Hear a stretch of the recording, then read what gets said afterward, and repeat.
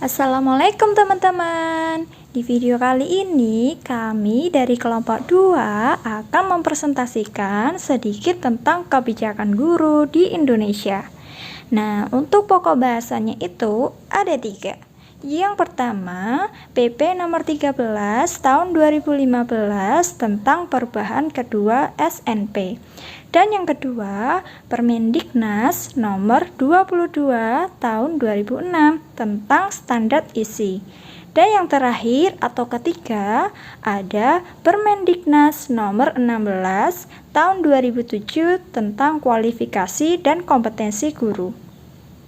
Oke teman-teman, itu tadi 3 pokok bahasan yang akan kita presentasikan.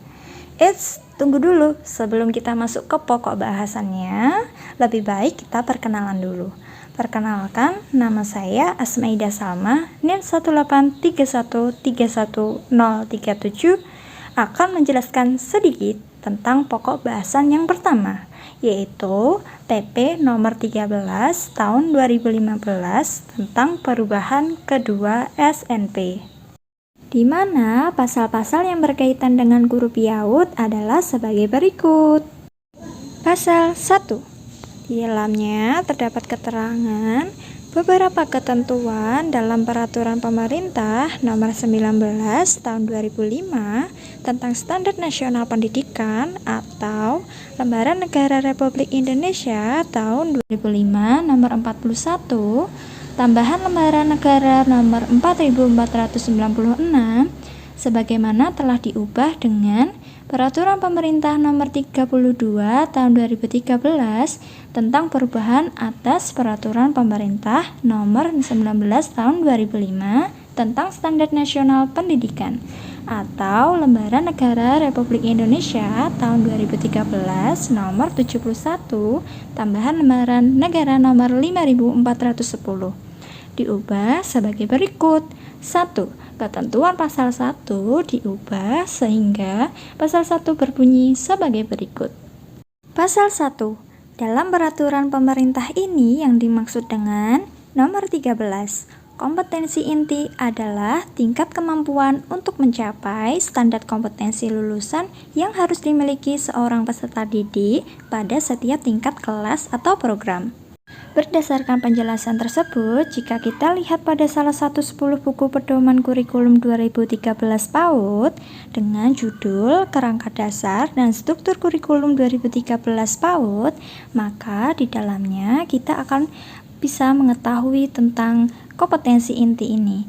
Nah, untuk kompetensi sendiri adalah kemampuan yang diharapkan bisa dicapai oleh anak setelah mengikuti proses pembelajaran yang dirancang melalui kurikulum. Dan di dalam kompetensi pada kurikulum PAUD mengacu pada 6 aspek perkembangan, di mana kompetensi inti PAUD merupakan gambaran STPPA atau standar tingkat pencapaian perkembangan anak sampai akhir layanan di usia 6 tahun.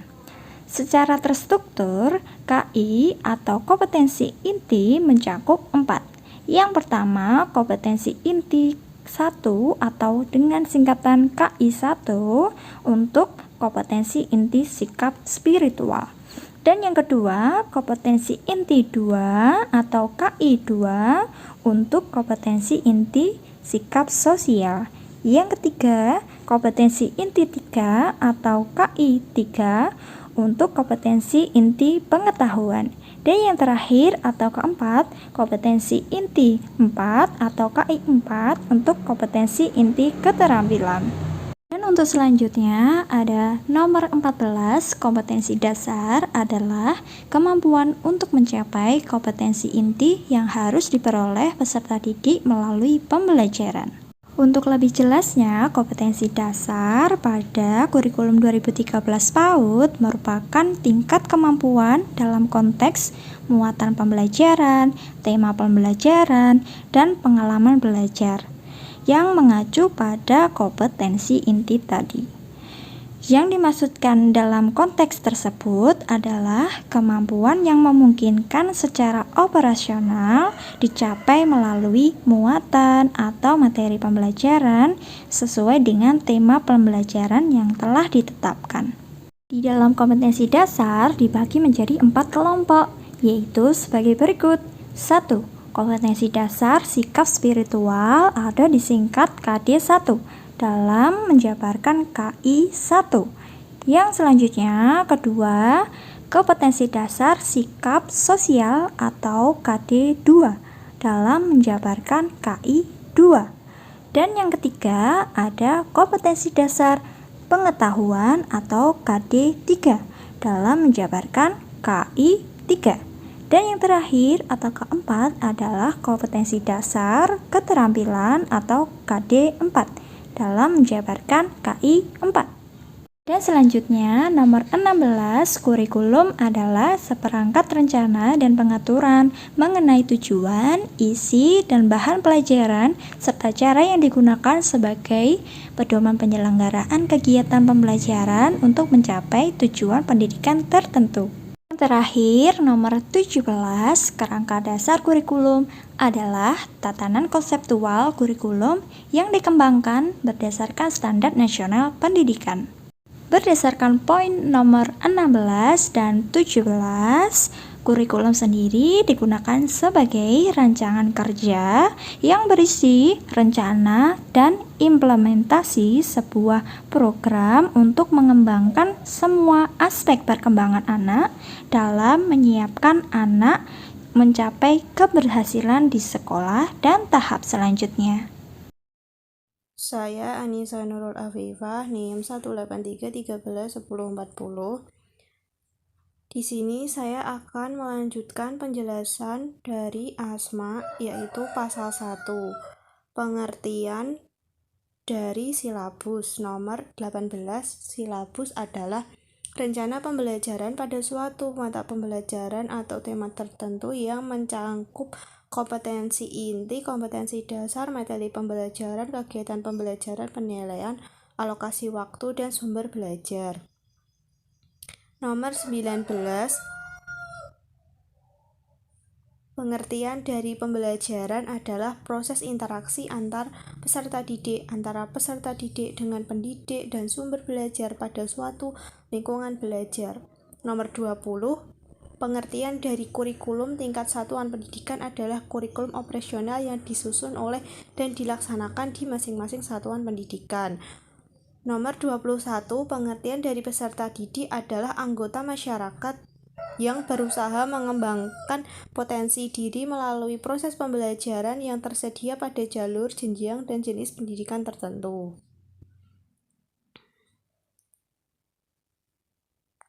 Selanjutnya, nomor 22, pengertian dari buku panduan guru adalah pedoman yang memuat strategi pembelajaran, metode pembelajaran, teknik pembelajaran, penilaian untuk setiap mata pembelajaran atau tema pembelajaran. Nomor 24, pengertian dari penilaian adalah proses pengumpulan dan pengolahan informasi untuk mengukur pencapaian hasil belajar peserta didik. Nomor 25, pengertian dari evaluasi pendidikan adalah kegiatan pengendalian, penjaminan, penetapan mutu pendidikan terhadap berbagai komponen pendidikan pada setiap jalur, jenjang, jenis pendidikan yang sebagai bentuk pertanggungjawaban penyelenggaraan pendidikan. Saya Hilmi Amanatul Aziza dengan nomor induk mahasiswa 183131044 akan melanjutkan penjelasan yang sudah disampaikan oleh Mbak Anissa. Nah, di sini sudah ada pasal 77B dengan ketentuan pasal 77B ayat 5 dan ayat 9 diubah. Sehingga pasal 77B berbunyi sebagai berikut. Yang pertama, ayat 1, struktur kurikulum merupakan pengorganisasian kompetensi inti, kompetensi dasar, muatan pembelajaran, mata pelajaran, dan beban belajar pada setiap satuan pendidikan dan program pendidikan.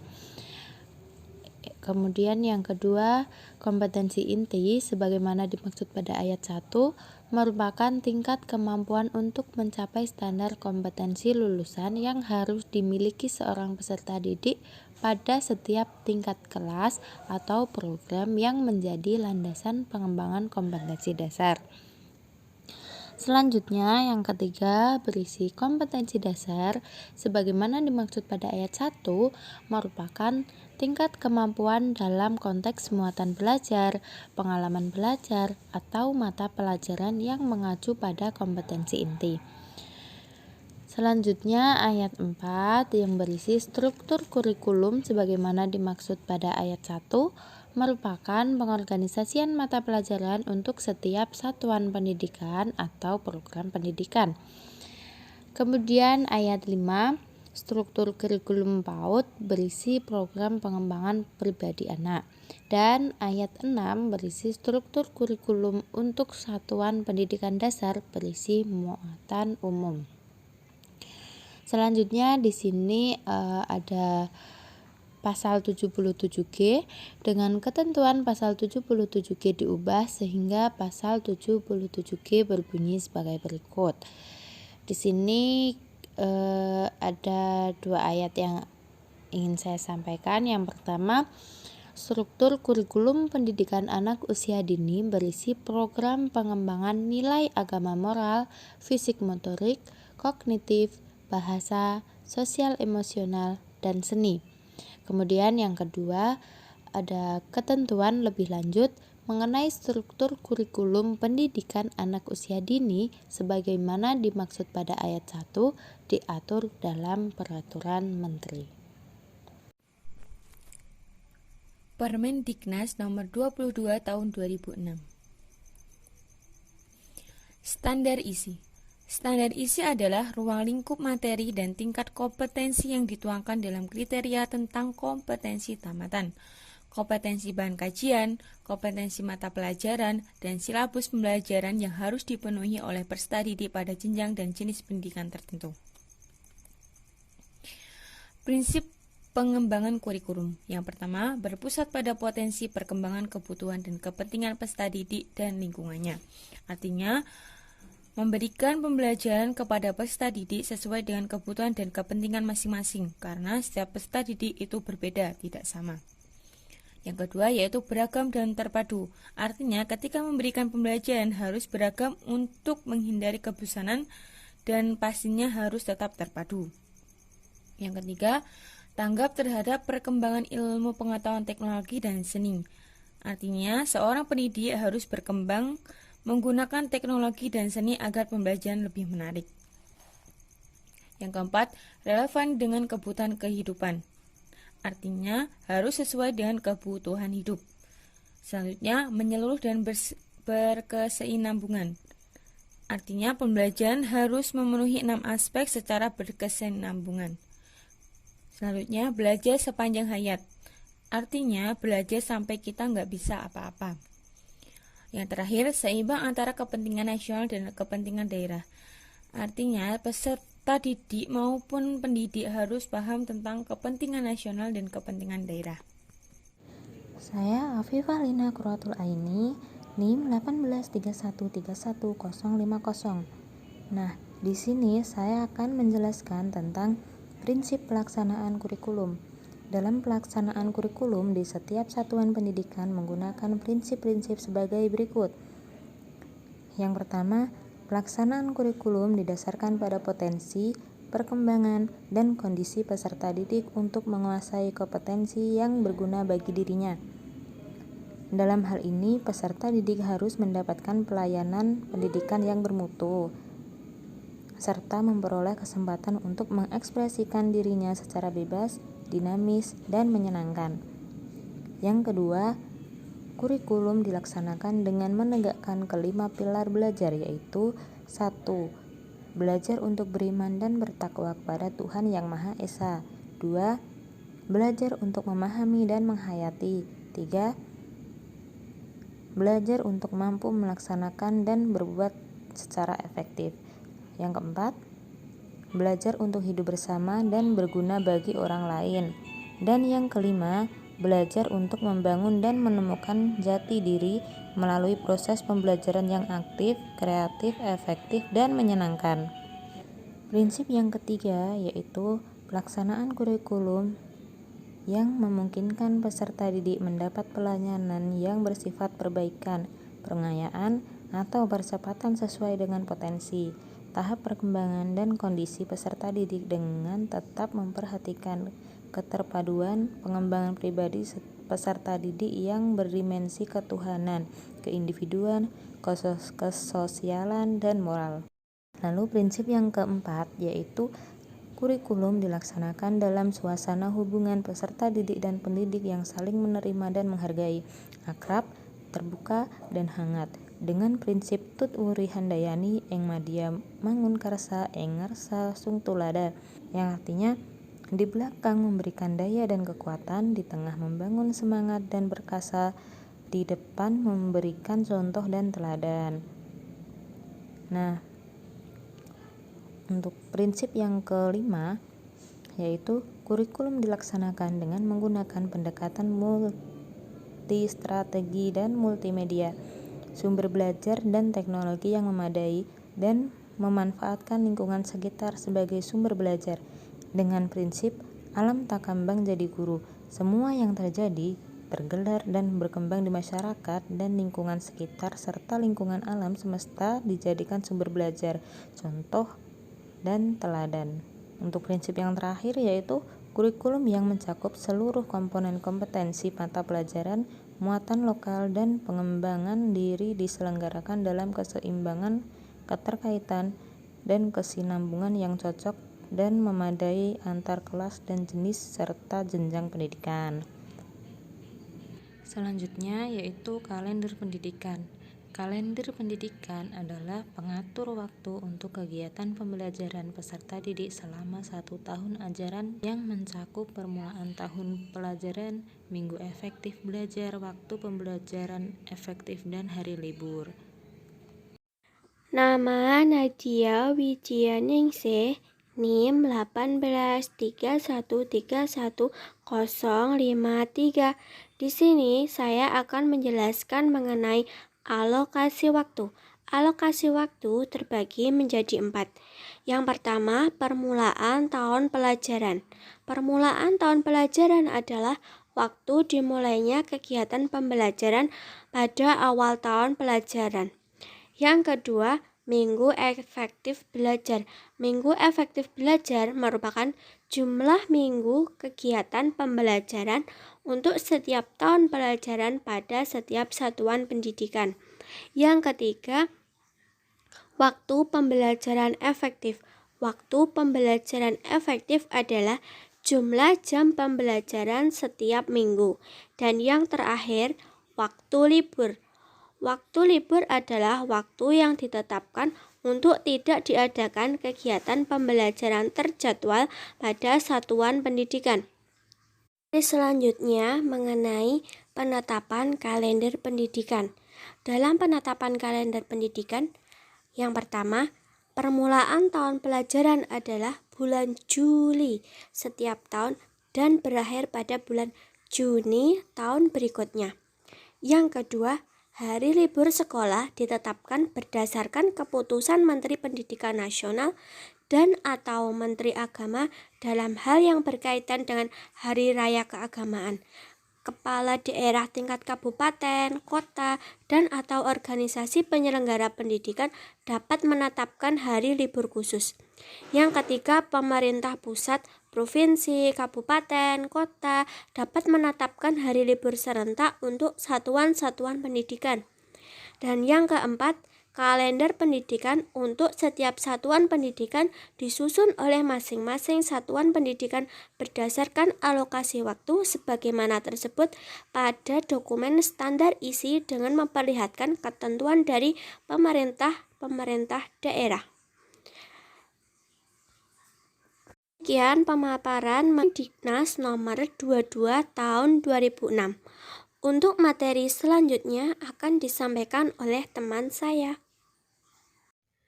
Oke, bismillahirrahmanirrahim. Perkenalkan, nama saya Galuh Wastiroka, NIM 183131056. Oke, selanjutnya kita di sini akan membahas tentang Permendiknas nomor 16 tahun 2007, yakni tentang kualifikasi dan kompetensi guru. Nah, untuk yang pertama kita akan membahas tentang kualifikasi akademik guru melalui pendidikan formal. Nah, pendidikan formal itu ya seperti PAUD itu sendiri, TK, SD, SMP, SMA, seperti itu ya. Itu pendidikan formal. Kalau pendidikan non formal itu yang di luar ya, kayak kursus seperti itu. Oke, kita lanjut aja. Untuk kualifikasi akademik guru, PAUD ataupun RA, TK gitu ya. Untuk pendidikan guru PAUD harus memiliki kualifikasi akademik pendidikan minimum itu diploma 4 atau strata 1 ya, sarjana S1. Dalam bidang pendidikan anak usia dini atau psikologi yang diperoleh dari program studi yang terakreditasi. Oke, selanjutnya di sini kita akan membahas kompetensi guru. Kompetensi guru ada 4 yang harus guru kembangkan, yaitu yang pertama kompetensi pedagogik. Kompetensi pedagogik ini merupakan suatu kemampuan atau keterampilan guru yang bisa mengelola suatu proses pembelajaran ataupun interaksi dalam belajar mengajar ya dengan peserta didik. Kemudian kompetensi dari kepribadian itu sendiri, kemudian sosial dan profesional ya. Kemudian yang keempat, kompetensi tersebut harus terintegrasi dalam kinerja guru. Itu jadi guru itu harus mengerti ya. Yang pertama itu mengerti, paham, dan kemudian bisa mempraktekkan atau mengembangkan 4 kompetensi tersebut, yakni pedagogi, kepribadian, sosial, dan juga keprofesionalan seperti itu. Perkenalkan, nama saya Ayu Nur Hidayati, NIM 18313131059. Pada kesempatan kali ini, saya akan mempresentasikan bagian dari Permendiknas nomor 16 tahun 2007 tentang kualifikasi dan kompetensi guru. Pada kesempatan kali ini, saya akan menjelaskan atau mempresentasikan bagian dari standar kompetensi guru PAUD atau TK atau RA. Nah, jadi standar kompetensi guru PAUD atau TK atau RA ini terbagi menjadi 4 macam kompetensi. Kompetensi yang pertama adalah kompetensi pedagogik. Yang kedua ada kompetensi kepribadian, yang ketiga kompetensi sosial, dan yang keempat adalah kompetensi profesional. Pada kesempatan kali ini saya akan menjelaskan bagian yang pertama adalah kompetensi pedagogik. Nah, apa sih kompetensi pedagogik itu? Jadi, kompetensi pedagogik pada guru itu adalah kemampuan atau keterampilan guru yang bisa mengelola suatu proses pembelajaran atau interaksi belajar mengajar dengan peserta didik. Setidaknya ada 7 aspek dalam kompetensi pedagogik yang harus dikuasai oleh guru. Yang pertama adalah kompetensi pedagogik tentang menguasai karakteristik peserta didik dari aspek fisik, moral, sosial, kultural, emosional, dan intelektual. Kompetensi guru TK atau PAUD-nya poin 1.1 adalah memahami karakteristik peserta didik usia TK atau PAUD yang berkaitan dengan aspek fisik, intelektual, sosial, emosional, moral, dan latar belakang sosial budaya. Poin 1.2 yaitu mengidentifikasi potensi peserta didik usia TK atau PAUD dalam berbagai bidang pengembangan. Poin 1.3 mengidentifikasi kemampuan awal peserta didik usia TK atau PAUD dalam berbagai bidang pengembangan. Poin 1.4 mengidentifikasi kesulitan peserta didik usia TK atau PAUD dalam berbagai bidang pengembangan. Nah, di poin yang pertama ini, dari informasi mengenai karakteristik peserta didik, guru harus bisa menyesuaikan diri untuk membantu pembelajaran pada tiap-tiap peserta didik. Karakteristik yang perlu dilihat itu meliputi aspek intelektual, emosional, sosial, moral, atau fisik. Kemudian, kompetensi pedagogik yang kedua adalah menguasai teori belajar dan prinsip-prinsip pembelajaran yang mendidik. kompetensi guru TK atau PAUD pada poin 2.1, yaitu memahami berbagai teori belajar dan prinsip-prinsip bermain sambil belajar yang mendidik yang terkait dengan berbagai bidang pengembangan di TK atau PAUD. Poin 2.2, menerapkan berbagai pendekatan, strategi, metode, dan teknik bermain sambil belajar yang bersifat holistik, otentik, dan bermakna, yang terkait dengan berbagai bidang pengembangan di TK atau PAUD. Nah, pada kompetensi inti guru yang kedua ini, jadi teori belajar dan prinsip pembelajaran yang mendidik, guru itu harus bisa menerangkan teori pelajaran secara jelas pada peserta didik, menggunakan pendekatan tertentu dengan menerapkan strategi atau teknik atau metode yang kreatif. Nah, kompetensi inti guru yang ketiga adalah mengembangkan kurikulum yang terkait dengan bidang pengembangan yang diampu. Kompetensi guru TK atau PAUD, poin 3.1, memahami prinsip-prinsip pengembangan kurikulum. Yang poin 3.2, menentukan tujuan kegiatan pengembangan yang mendidik. Poin 3.3, menentukan kegiatan bermain sambil belajar yang sesuai untuk mencapai tujuan pengembangan. Poin 3.4, memiliki materi kegiatan pengembangan yang mendidik, yaitu kegiatan bermain sambil belajar sesuai dengan tujuan pengembangan. Poin 3.5, menyusun perencanaan semester, mingguan, dan harian dalam berbagai kegiatan pengembangan di TK atau PAUD. Poin 3.6, mengembangkan indikator dan instrumen penilaian. Nah, dalam kompetensi inti guru yang ketiga ini, guru itu harus bisa menyusun silabus dan RPP sesuai dengan ketentuan dan kebutuhan, serta mengembangkan kurikulum yang mengacu pada relevansi, efisiensi, efektivitas, kontinuitas, integritas, dan fleksibilitas. Kemudian, yang keempat, kompetensi inti gurunya adalah menyelenggarakan kegiatan pengembangan yang mendidik. Kompetensi guru TK atau PAUD, poin 4.1, yaitu memahami prinsip-prinsip perancangan kegiatan pengembangan yang mendidik dan menyenangkan. Poin 4.2, mengembangkan komponen-komponen rancangan kegiatan pengembangan yang mendidik dan menyenangkan. Poin 4.3, menyusun rancangan kegiatan pengembangan yang mendidik yang lengkap baik untuk kegiatan di dalam kelas maupun di luar kelas. Poin 4.4, menerapkan kegiatan bermain yang bersifat holistik, otentik, dan bermakna. Poin 4.5, menciptakan suasana bermain yang menyenangkan, inklusif, dan demokratis. Poin 4.6, memanfaatkan media dan sumber belajar yang sesuai dengan pendekatan bermain sambil belajar. Poin 4.7, menerapkan tahapan bermain anak dalam kegiatan pengembangan di TK atau PAUD.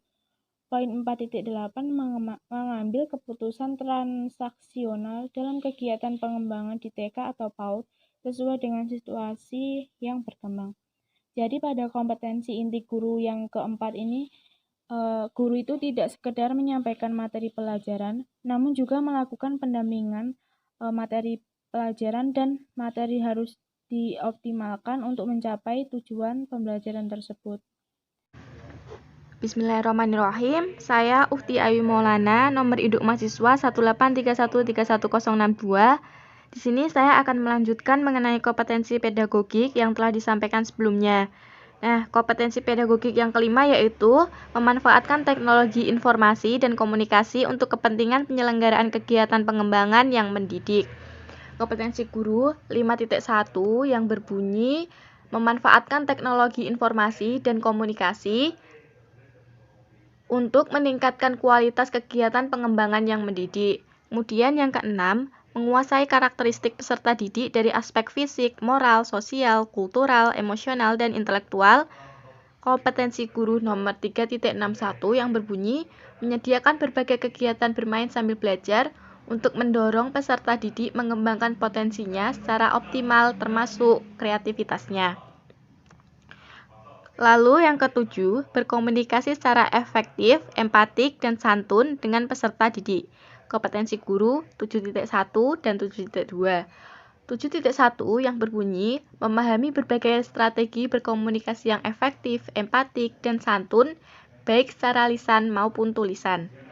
7.2 yang berbunyi berkomunikasi secara efektif, empatik, dan santun dengan peserta didik dengan bahasa yang khas dalam interaksi pembelajaran yang membangun secara siklikal dari A. Penyiapan kondisi psikologis peserta didik, B. Memberikan pertanyaan atau tugas sebagai undangan kepada peserta didik untuk merespons, C.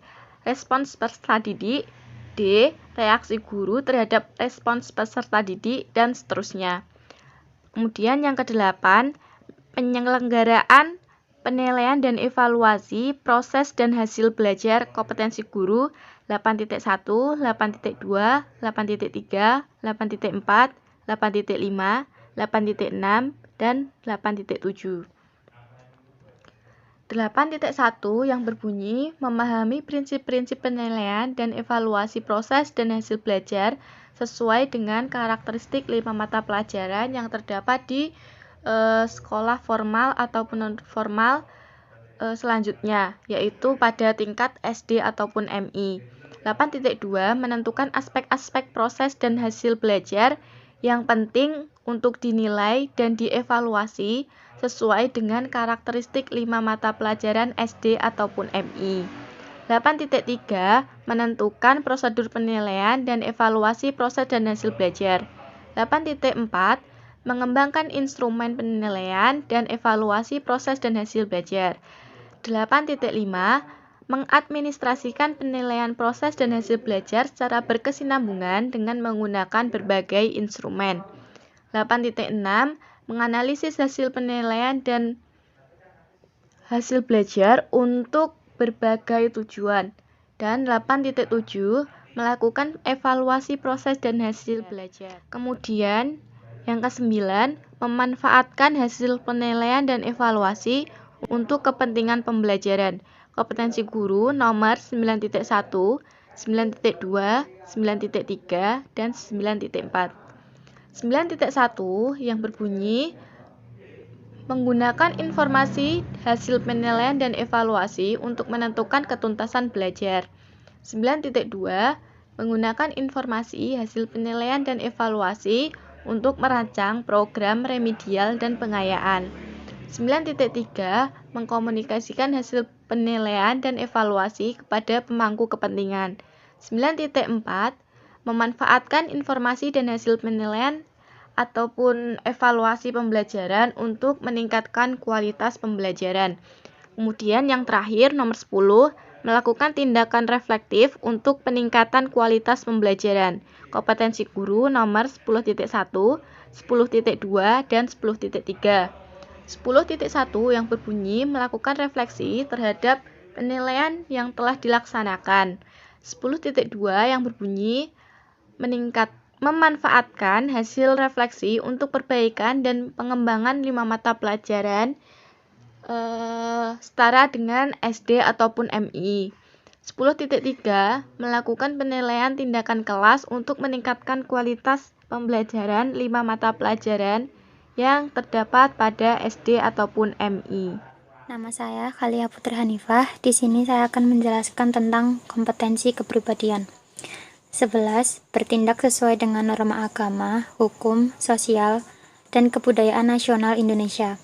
Berkomunikasi secara efektif, empatik, dan santun dengan peserta didik. 12. Menampilkan diri sebagai pribadi yang jujur, berakhlak mulia, dan teladan bagi peserta didik dan masyarakat. Memanfaatkan hasil penilaian dan evaluasi untuk kepentingan pembelajaran. 13. Menampilkan diri sebagai pribadi yang mantap, stabil, dewasa, arif, dan berwibawa. 14. Menunjukkan etos kerja, tanggung jawab yang tinggi, rasa bangga menjadi guru, dan rasa percaya diri. 15. Menjunjung tinggi kode etik profesi guru. Bismillahirrahmanirrahim. Sebelumnya, perkenalkan terlebih dahulu, saya Dara Sri Rejeki, NIM 183131068. Di sini saya akan melanjutkan presentasi, yaitu sekarang kita berada di poin kompetensi sosial.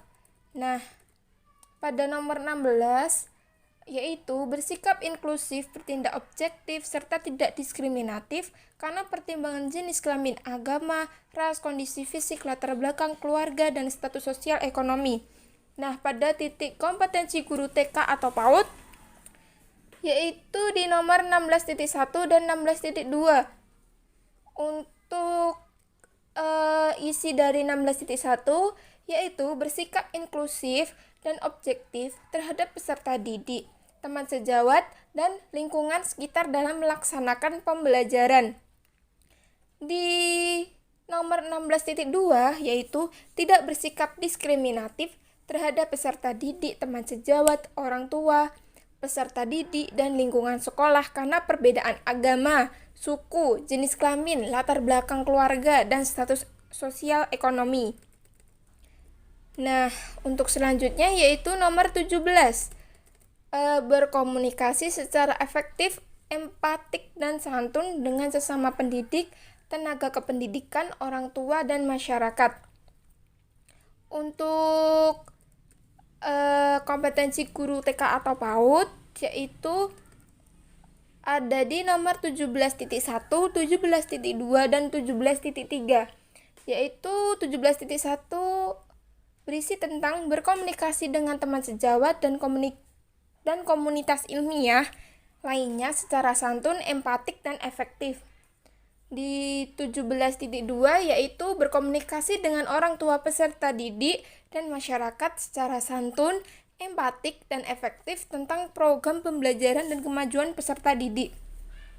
Untuk 17.3 yaitu mengikut sertakan orang tua peserta didik dan masyarakat dalam program pembelajaran dan dalam mengatasi kesulitan belajar peserta didik. Nah, selanjutnya nomor 18, beradaptasi di tempat bertugas di seluruh wilayah Republik Indonesia yang memiliki keragaman sosial budaya. Untuk kompetensi guru TK atau PAUD yaitu di nomor 18.1 dan 18.2.